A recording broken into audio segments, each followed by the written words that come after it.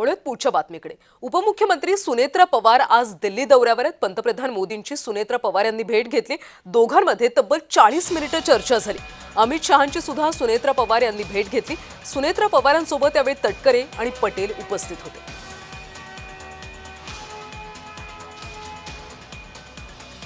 उपमुख्यमंत्री सुनेत्रा पवार यांनी पंतप्रधान नरेंद्र मोदी आणि केंद्रीय गृहमंत्री अमित शहा यांची आज भेट घेतली। भेटीची इनसाइड स्टोरी आपण पाहूया। दिल्लीमध्ये पंतप्रधान नरेंद्र मोदी आणि सुनेत्रा पवार यांच्यामध्ये जवळपास 40 मिनिटे बैठक झाली, चर्चा झाली।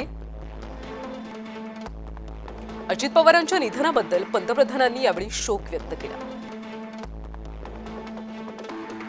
एनडीए मधील घटक पक्ष म्हणून राष्ट्रवादी सोबतच असल्याची मोदींकडून ग्वाही देण्यात आली। सुनेत्रा पवारांनी उपमुख्यमंत्री म्हणून सुरू केलेल्या कामाला मोदींनी यावेळी शुभेच्छा दिल्या।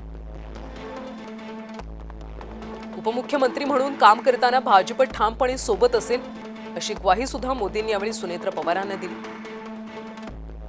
तर अशा पद्धतीने सुनेत्रा पवार आणि नरेंद्र मोदी यांची भेट झाली।